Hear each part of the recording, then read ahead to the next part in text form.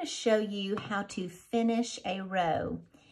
In this is just a little swatch of basically 4 rows of double crochets, and I put 15 in each row basically. I started off with a chain of 15 plus 3 for my turning chain, and so in this little swatch, this could be the beginning of a scarf. It'd be narrow. I'd probably make it at least 20, I don't know, more, whatever the width you want your scarf. But I want to show you how to finish off your work. And so in this one, I'm going to finish my last double crochet and then show you. So once I do my last double crochet, after that stitch. Now, if I were going to carry on, I would chain 3 more, turn my work, and just carry on with more double crochets.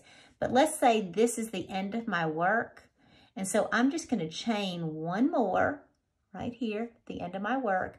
I'm going to pull that loop to make it bigger. I'm going to tighten it, kind of press it down, and then it sort of makes a nice little knot right there on the end. And at that point, I'm going to take a pair of scissors and I'm going to cut this,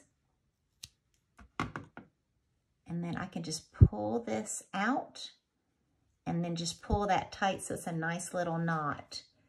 Okay, and that's how you have a nice little knot. And then we would just take this, a tapestry needle, and we would weave this to hide that yarn tail and hide this yarn tail as well. So that's how you finish it with a nice little knot. Happy crocheting!